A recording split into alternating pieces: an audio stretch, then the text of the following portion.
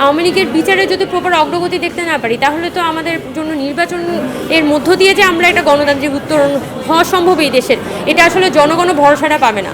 এতটা খুব কনফিডেন্টলি সবাই নির্বাচনটা চাচ্ছে না, মনে করছে যে হয়তো নির্বাচন দেওয়াটা বেটার হবে, কিন্তু খুব কনফিডেন্টলি তারা নির্বাচনের মধ্য দিয়ে যে এই পরিস্থিতি উত্তরানো সম্ভব এটা জনগণ মনে করে না।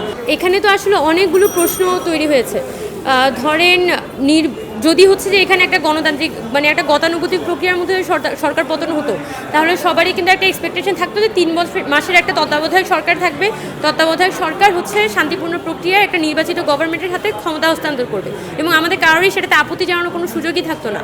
কিন্তু যেহেতু এই অভ্যুত্থানে আপনার প্রায় 1400 মানুষ তাদের জীবন হারিয়েছেন, মানে এত হাজার হাজার মানুষ এখানে আহত হয়েছেন, আপনি একটা ছোকরা গুলি লেগেছে বা একটা লাঠির বাড়িও খেয়েছে, এরকম মানুষের সংখ্যা আমি মনে করি যে 4 থেকে 5 লাখ হবে মিনিমাম।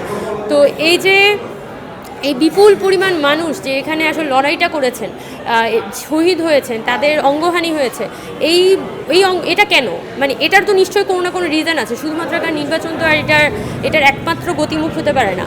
তো আমরা বৈষম্যবিরোধী ছাত্র আন্দোলন থেকে একদম প্রথমে বলে আসছি যে এটা দেশের যদি একটা যৌক্তিক সংস্কার হতে না পারে, সরকারের পক্ষ থেকে একটা সংস্কার কমিশন করা হয়েছে, জাতীয় ঐক্যমত কমিশন করা হয়েছে, যেটার মধ্যে দিয়ে তারা সংস্কার কার্যক্রমগুলো পরিচালনা করার চিন্তা করছে।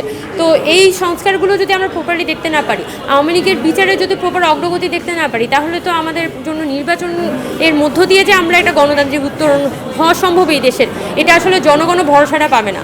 যেটা এখনও পর্যন্ত সোসাইটির মধ্যে নির্বাচনের প্রতি এখনও এতটা খুব কনফিডেন্টলি সবাই নির্বাচনটা চাচ্ছে না, মনে করছে যে হয়তো নির্বাচন দেওয়াটা বেটার হবে, কিন্তু খুব কনফিডেন্টলি তারা নির্বাচনের মধ্য দিয়ে যে এই পরিস্থিতি উত্তরানো সম্ভব এটা জনগণ মনে করে না। সরকার বলি বা রাজনৈতিক দলগুলো বলি, তারা যদি হচ্ছে পরস্পরের মধ্যে এখানে ঐক্যমতে আসতে না পারে, বা সরকার যদি নতজানু হয়ে যায়, বা রাজনৈতিক দলগুলো যদি খুব বেশি অস্থির হয়ে যায়, তাহলে কিন্তু ভবিষ্যতের জন্য এটা আমাদের জন্য ভালো হবে না।